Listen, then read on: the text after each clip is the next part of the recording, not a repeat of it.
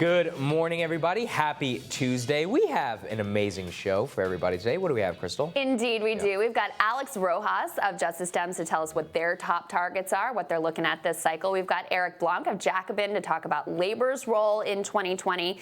And we also have a surrogate for Deval Patrick, making the case for how he sees the race and what he believes his lane to be. We may also challenge him a little bit on Deval's background, et cetera. You know, it's an interview you don't want to miss.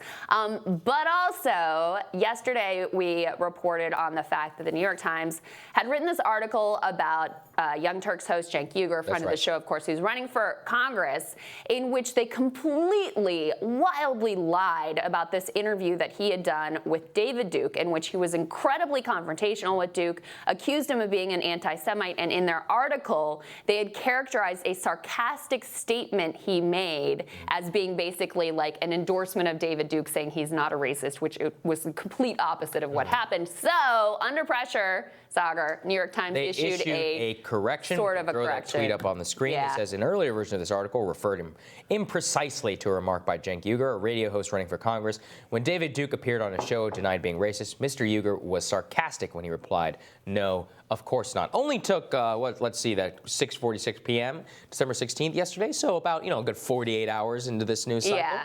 That's what it takes, everybody. I mean, I want people to understand about the media and about their corrections, which is, A, nobody reads the corrections, right? Never. They never publicize them the same way. Of course. They never get the same amount of distribution. But B, they don't care. And what I tweeted about this yesterday, but what the progressive left is learning, which the right has known for a long time, is that if you're not part of their peer group, they don't care what you think. They can get something blatantly wrong. They can slime you. They can lie about you, malign you maliciously, factually incorrect. But because we're not on the in cycle and we don't go all to the same parties and all of that, they don't care what you think. Now, obviously, this was such an egregious error that after 5,000 tweets or whatever at them, they decided to correct it. But can you imagine if they made this error about, an Andrea Mitchell over at MSNBC? Oh, forget about it. First of all, the reporter themselves would be like, "Oh my God, I'm so sorry." Yeah. Well, they never would be so lazy. Yeah, they would never be that lazy. And so wanting to believe the negative information that they just don't even listen to the clip that's in question. I mean, they literally just pulled this from Twitter and assumed it was true because they assume the worst about people like Cenk who are not in their peer group. That's what you just got at, which is bad faith. That they approach all of this with bad faith. Is that they are so existentially threatened by any anti-establishment voice that, think about this. I mean, the journalism standard at the New York Times is to link to an Oppo tweet thread from somebody who clearly has an agenda. That's what they do. But as long as they have the same agenda, they don't care. Well, and you also have to love in the correction, if we can throw it back up on the screen for a moment, that they call him radio host, which, look, there's nothing wrong with being a radio host, but that so undersells the fact that he built the largest progressive news network in certainly the country, possibly the world, but they dismiss him as a radio host. More bad YouTube faith. views up against New York Times. Let's see how they fare. All right. So there you go. At the same time, also in the New York Times, they had an interesting piece about potential economic warning signs for Donald Trump in swing states, and they point to some of the things we've been talking about here. Number one, the economic growth that we've seen in the macro numbers, they don't apply everywhere in the country. Some places, as we've known for a long time. As we've known for a long time, and it's the story of this country over decades. Let's be clear, this isn't a Trump-specific phenomenon. Look at the California growth rate. We don't have the. I encourage everybody to go read this. Yeah. California growth rate is like 5.6%.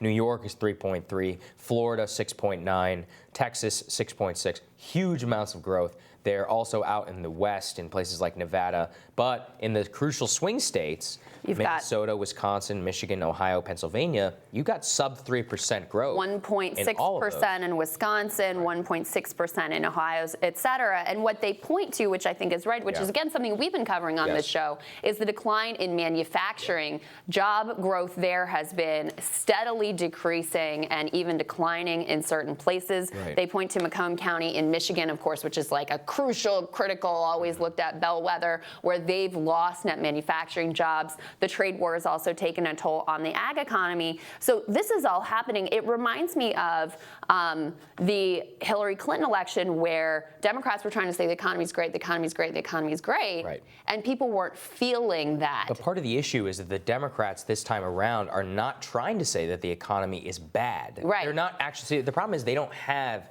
a actual indictment of the system, and this is where part of the reason I push on this, right, is because if we had a real debate in this country about how to save manufacturing jobs, Right. it would be better for everybody. Absolutely. Trump ran on manufacturing. By and large, has not delivered on some of these promises. He's done what he could, but his administration has generally kind of sold out to a more Wall Street, pro-growth point of view, because that's who runs the Republican Party. They came in and basically convinced him that what he ran on is not actually how the economy works. Then you don't have the Democrats. Now look, they're rightfully talking about corporate taxes. I think that's a good attack. But this is, if you actually wanted to spark a real debate, and by the way, this would push the Republicans to do even more about this.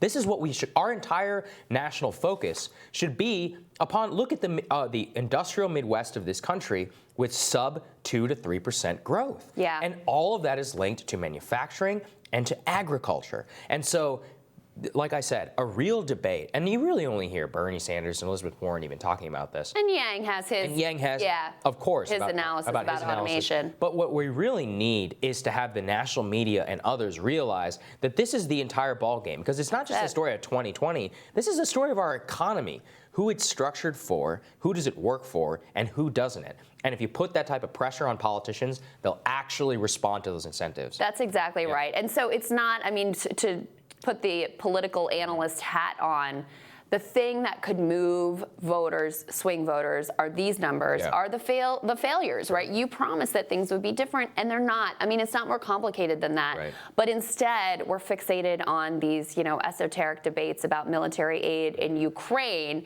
and again, fixated on his values, Right. which the problem with that is not only that we ran that playbook in 2016 and it failed, it's also that when you fixate on he's such a bad person, he's a sexist, he's a racist, he's a this, he's a that, his voters feel under attack by that. That's a reflection on them that they would vote for this guy. And you hear that. I mean, Mayor Pete, there was a clip of him saying basically that everybody who voted for Trump was at least tolerant of racism at best. I mean, if you want to win people back, that is the exact opposite of what you should be doing. And we have a new USA Today poll out, head-to-head matchups against all of the top Democratic contenders. And Trump now, at least in this one national poll, is beating all of them. Why? Because there is plenty to work with in terms of vulnerabilities, but Democrats have focused on all the wrong ways of prosecuting the case. Think about this. If you're running against Trump on military aid to Ukraine, identity politics, and others, then the people in these Midwestern states, it is a zero-sum game for them, because they know that if they vote for a neoliberal, that they're going to go back to the trade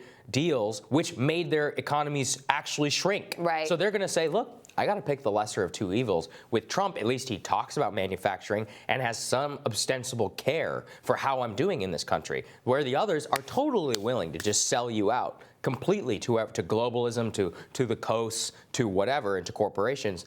That is what the ultimate problem is. Is you're basically giving people no choice but to back Trump. And look, I want more pressure on Trump and the Republicans to deliver on their actual promises. And the only way that can happen is if the Democratic Party wakes up, but they don't want to talk about this because they don't believe in it. They don't want to talk about it, the establishment of the Democratic Party, because it indicts them and their policies as well. And that's the real problem. We're going to tell you what's on our radars, though. That's next.